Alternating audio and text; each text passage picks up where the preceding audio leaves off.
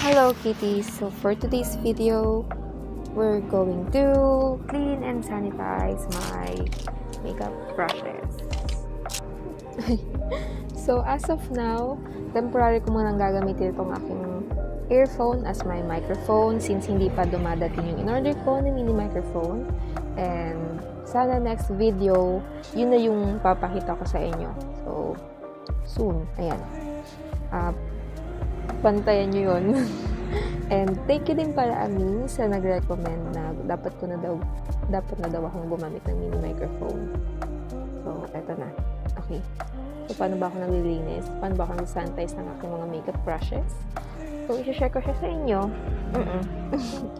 Yan. So, let's start! So, for cleaning and sanitizing my makeup brushes, I use makeup brush cleaner. So, dalawa yung ginagamit ko and dalawang store din yung binibilhan ko nito since separate store tong dalawang to. Ayan. So, magkaiba yung magkaiba yung smell nitong dalawa. Kasi in case na alam niyo yun, yung parang ito na lang yung palagi kong ginagamit.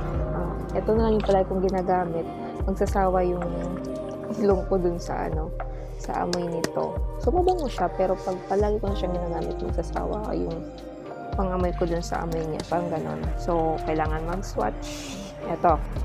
So, ganon din. Pag naan naman ito, pag naubos na siya, tapos palagi ko siyang ginagamit, nakakasawang amoy yung scent nito. So, transfer naman dito. So, yun lang. Switch. Para pero same lang siyang mabango. Yun. And also, mabilis siyang maka-clean and dry ng brushes. So, next, bukod sa makeup brush cleaner, kailangan din gumamit ng tissue. Ayan. So, ganito yon. Kukuha ako ng tissue and kukuha ako ng maruming brush or ginamit kong brush. Yung kita sana yung ito. Ay, ito ba? Hindi. Oo, ito na lang. Ayan. For example, ito. Ayan, madumi yan na. White kasi yan. Black tapos white. So, gagawin ko, nag-spray ako ng makeup brush cleaner dun sa ayan. Sa brush. And also, gagamit ako ng face mask kasi malakas yung niya, yung scent niya. So, masakit sa ilong, masakit sa ulo, ganon. Pero mabango siya, kaso sawang tapang. Ayun. Then, after ma-sprayhan ng brush, makeup brush, yan, brush it off sa tissue. O, diba? Instant. Magpa-transfer yung dumi. Yung makeup, ayan. And at the same time, malinis na yung brush. O, diba? And ito. Ayan. Instant din siya na dry. Ayan. Dry yan. Kukuha ulit ako ng tissue. Tapos papakita ko sa inyo na walang basa yung makeup brush na nilinisan ko.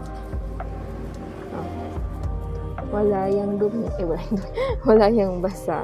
Kasi dry nga. Diba? Magic.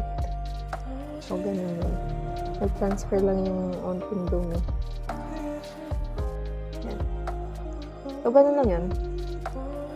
Then, after nun, ilalagay ko na siya dito sa makeup brush bag. Ito. Dito ko nilalagay yung nalinisan ko na. So, ganun lang yun. Isa-isa ko yung gagawin sa lahat ng brushes. So, diba? So, yun lang. So, ayan. The bigger the brush, the more din yung spray ng makeup brush cleaner.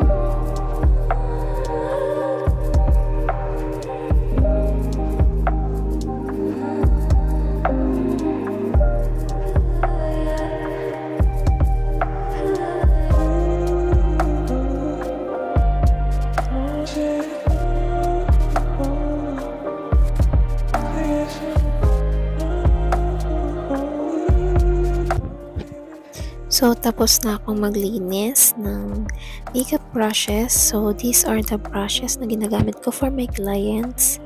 Yan, 3 sets yan. And this is my own brushes. And ito yung pinanglinis ko. Yung makeup brush cleaner and yung tissue onti na lang. So, ang dami kong nagamit na tissue. Super dumi. So, by the way, ito yung brushes for face paint. So, yun lang. Thank you so much for watching. Bye-bye.